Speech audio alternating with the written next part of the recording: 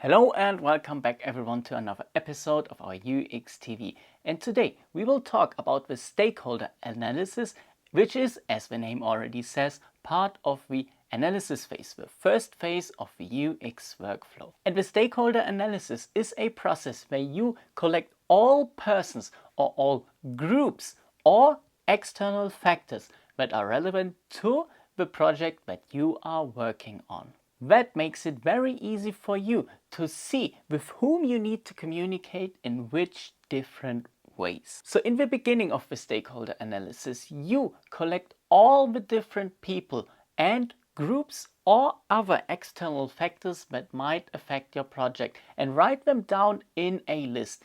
They will have some relation with your project of some kind. It can be a good or a bad connection with your project. What matters, however, is that they are somehow connected with your project. So it can be a boss, it can be a client, it can be the users, it can be different laws or the public in general. What do these different groups think about your project and why do they like it or why do they not like it? And when you prioritize the different stakeholders, you create a two-dimensional chart with one axis that shows the interest that the person has regarding your project and one dimension that shows the power that this person or the external factor has. If the person or the group or the external factor has a low interest in your project and the power is also low, you should not waste too much time with that group.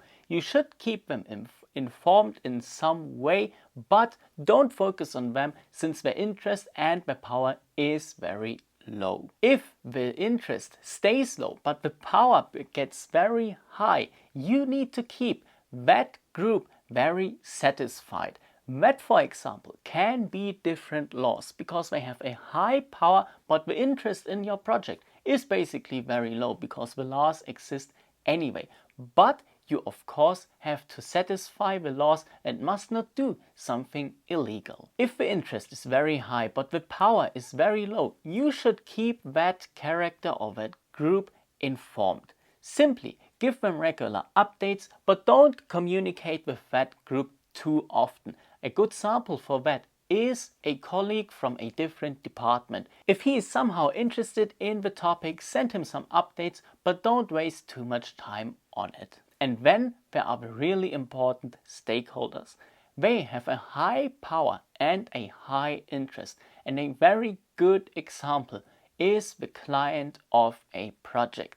They, of course, need to be satisfied and they have to get regular updates very often, since they are the ones who will have to pay you in the end. In the end, the stakeholder analysis is really important because you know with whom you have to communicate how often and how important the different groups of the different stakeholders are to you. And that saves you lots of communication time in the end because you can easily prioritize the different stakeholders.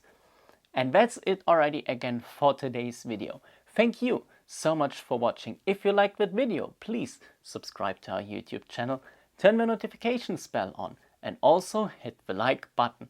And we will see each other again very soon. Also, make sure that you check out our UX Wiki, where you can find additional information on the stakeholder analysis and other topics related to UX design.